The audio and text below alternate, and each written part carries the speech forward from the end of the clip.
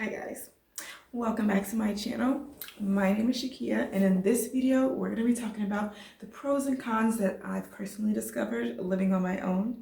So let's get into it. Alright guys, so as you can see we have a little bit of a different scenery. I'm actually sitting here on my couch filming this video, so I just wanted to switch it up for you guys a little bit. But let's get into the pros and cons of living on your own. So the first one, and this is on a more serious note, it can be a little bit of a scary situation if you have an underlying medical condition and you're living on your own.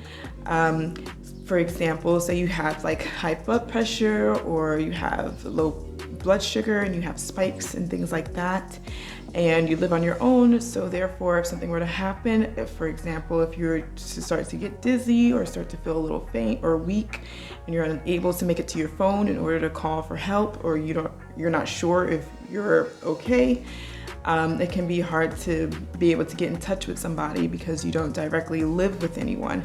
So that can be something to consider if you do have an underlying condition in that way. That can be a little like, hard to get the help that you need in a timely manner. So what I would do to kind of rectify this con is to have one of those watches.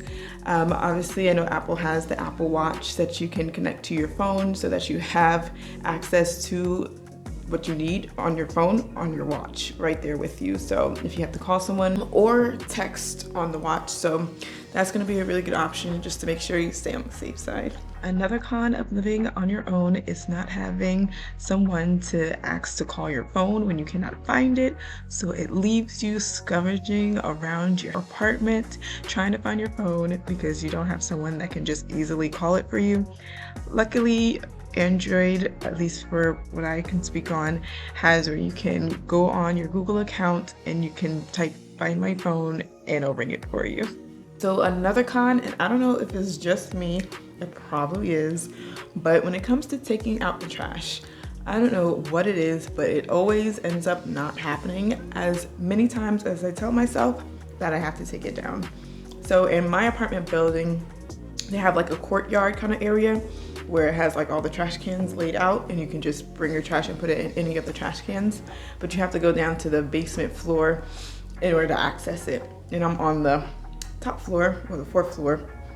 So yeah, I don't know, I just always find myself forgetting to take down the trash.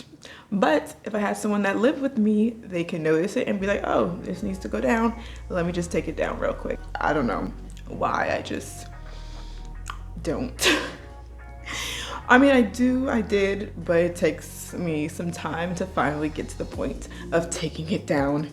But yeah, I guess there's another con.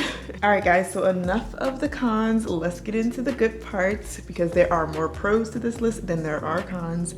So let's get into those. So I would say the main pro of living on your own is basically you get to do what you want, when you want, how you want, and there's nobody around that you have to like accommodate for, you have to, work around or switch your schedule up for. Like, you just do you whenever you want, where you want, how you want. Like, it's only you here. There's no one here to tell you otherwise or to be like, oh, excuse me, can you do this? Can you do that? Or no, you just do you, basically, because it's just you in your own space. So for example, if you wanted to take up as much time as you want in the bathroom, you can do that because there's nobody waiting to get in to use it while you're in there.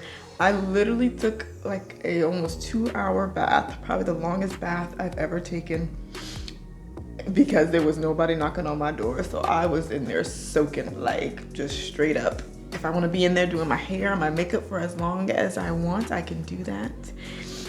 If I want to be up at 3 in the morning editing a video with the sound on without having to use headphones and just let it be, there's nobody that I'm interrupting at that time because it's just me here. When I turn on the TV, it's already on my YouTube channel that I want to watch. It's already where I left it. There's nobody to eat the food that I bought when I put it in the fridge. And all of those things that just make it like your space and nobody's in your space, so you can just move. You are now free to move about your own apartment. Another pro of living on your own is that you have more space to be able to spread out.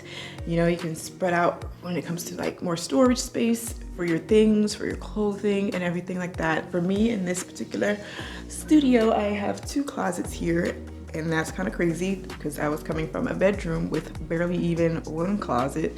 So I went to having pretty much like a half a closet to having 2 full closets that I can store my clothing and any other items that I have. I actually have more space to create these videos for you guys and to start up my YouTube channel. So that's a big pro that comes from this as well. Now I actually literally have the space and, you know, not having things or people in the background to kind of deter me from being able to make these videos for you guys.